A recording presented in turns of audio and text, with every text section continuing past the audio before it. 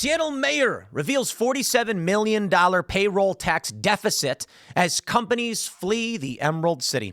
Another Democrat city poorly managed. More companies are fleeing due to violent crime. They can't operate in this city because they have let the far left run rampant. And this has destroyed the economy, which means the government won't be able to fund public works, which means things will increasingly get worse. There will not be police.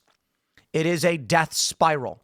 The snowball has rolled down the hill for these Democrat cities, and I expect many of them to go the exact same direction because there is no reason to expect in this downturn things will reverse themselves. Unless Donald Trump were to invoke the Insurrection Act and invade, as it were, Seattle to clean this city up. This story's been going on for some time. Businesses in downtown Seattle and Portland have given up because they get looted, they get smashed, they get threatened with violence. It's not worth operating in these places. The city won't arrest the criminals. They let them go. They give them slaps on the wrist.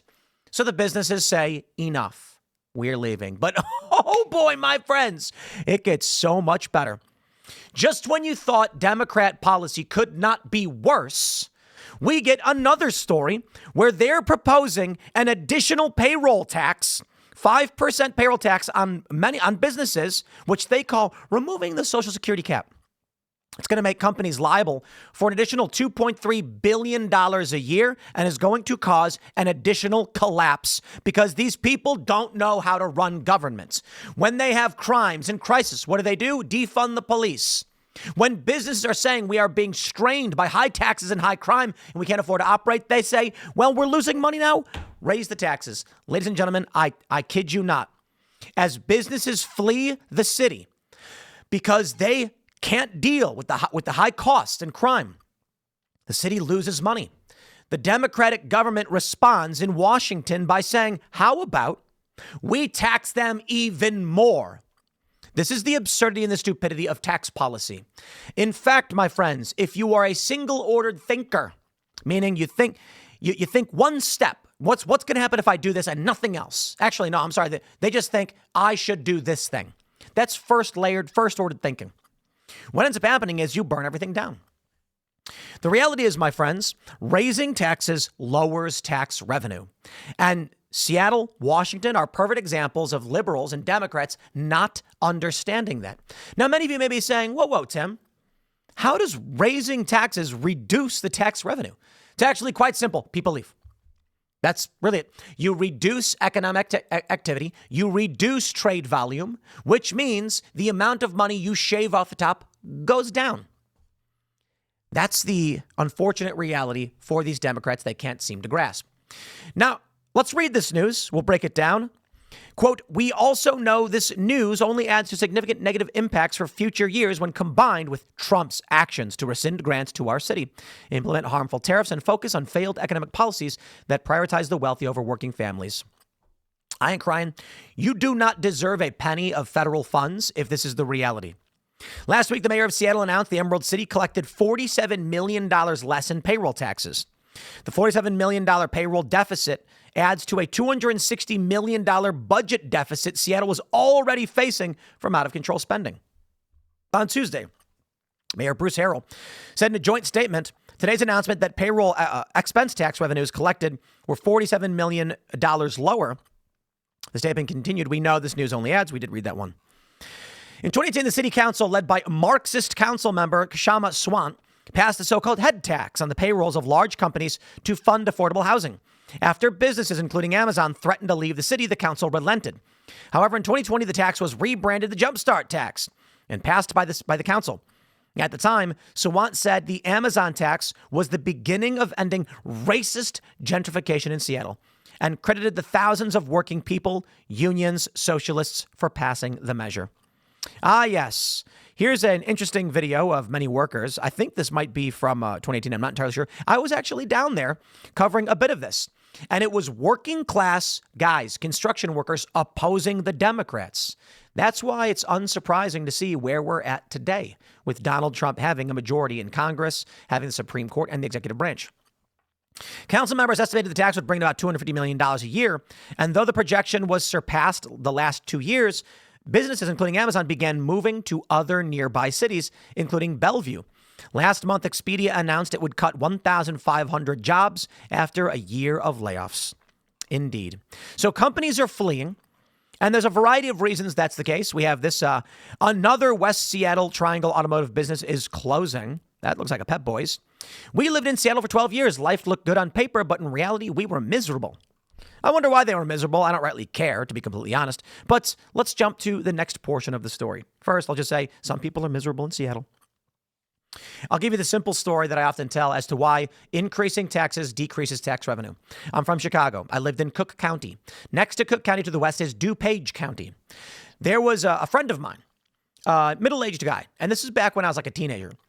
Or I might have been like 20. He explained that that Cook County was raising taxes by like 0.0. It was like 0.25, some really low number. And so what happened was there was a Home Depot that shut down in Cook County and then reopened 2 miles down the road in DuPage County. And I was talking to my friend, and I was talking to her dad.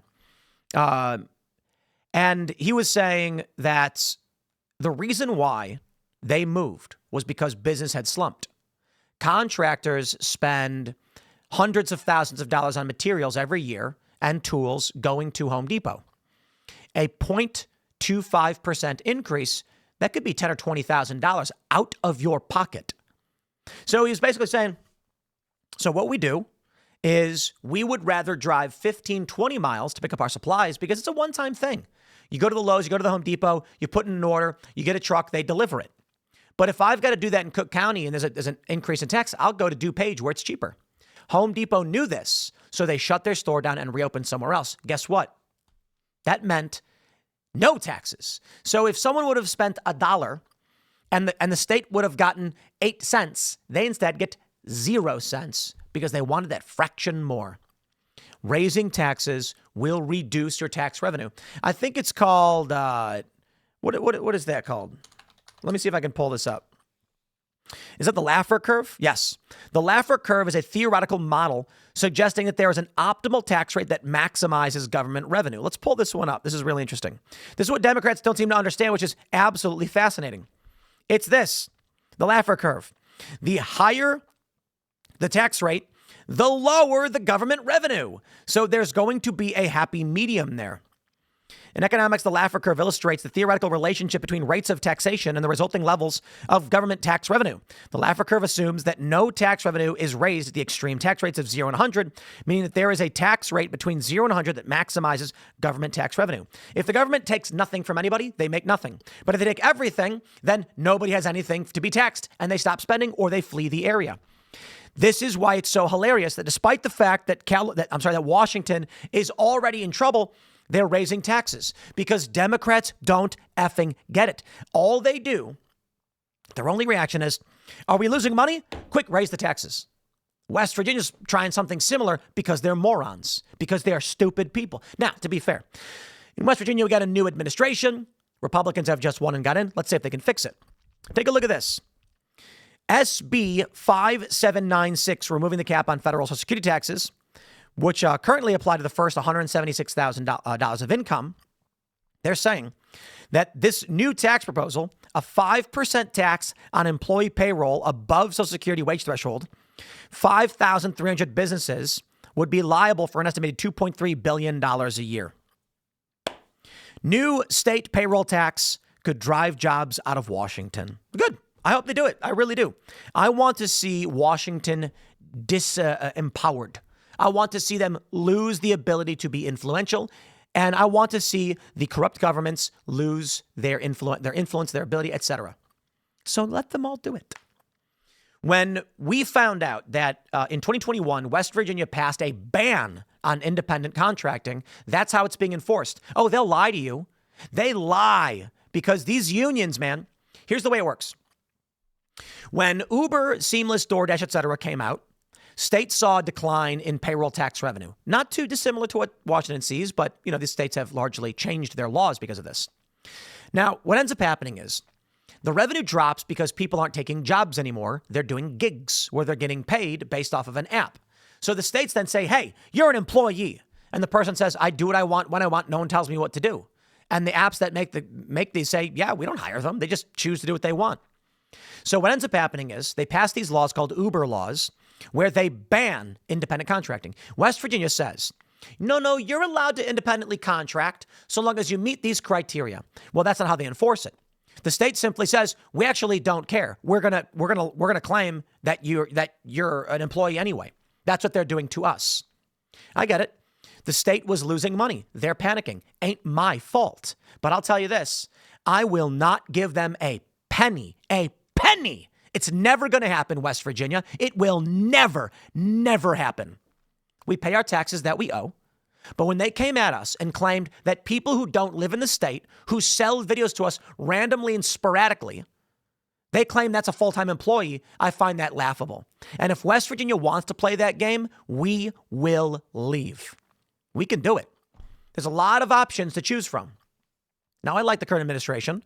I know a lot of these guys. So I'm looking forward to seeing them fix this. But for the time being, the state has taken enforcement action against us, despite the fact we've abided by the law to the T.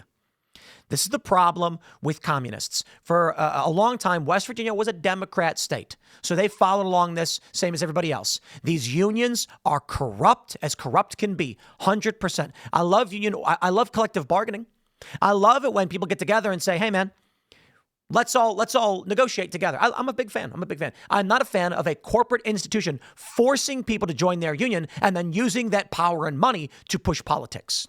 And what they do in this state is exactly that. And that's why you see it in West Virginia and Washington, California. 34 states have done this. So when I watch Washington fizzle and sputter and lose money, it makes me feel good. And so my statement in West Virginia is exactly the same. We will leave in a heartbeat. We've got property in Maryland where we initially operated out of.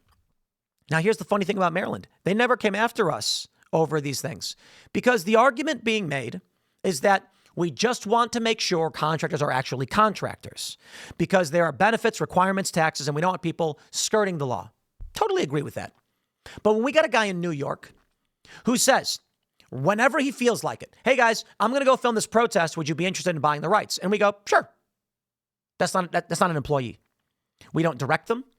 We buy the rights to their footage. That's it. We don't tell them where to go, when to go there, where to be, how to do it. Nope. They make the footage and then we choose to buy it or not. That would be no different than a guy who makes beef jerky. A guy he makes beef jerky in New York and then he says, would you guys like to buy? And we, sure. Oh, no, he's an employee now because you ate the jerky. What? You paid him money and he made jerky. That's an employee. That's what West Virginia is claiming. So I will leave in 2 seconds and they will never see a penny. They're claiming that we owe back taxes on employees like that. They're enforcing the law incorrectly because they're trying to steal money from people. And you know what? If they don't remedy this, then I hope I can influence as many people as possible to abandon this state. For the time being, the current administration is working to resolve these issues, so we shall see. But it's one thing to talk big. It's another thing to try and take enforcement action against us. I got no problem spending however much money I need to spend to leave the state, sell off the properties. Good luck, best of luck to your state. You want to be evil, you want to be dirty, then you reap what you sow. But I tell you, my friends, it is fun to watch these failed policies from Democrat states only get worse. So by all means, roll out those new taxes, and then you'll learn a lesson or two. I'm going to wrap it up there. Smash that like button, share the show with everyone you know. Follow me on X and Instagram at Timcast. Stay tuned. More segments to come, and we'll see you all shortly.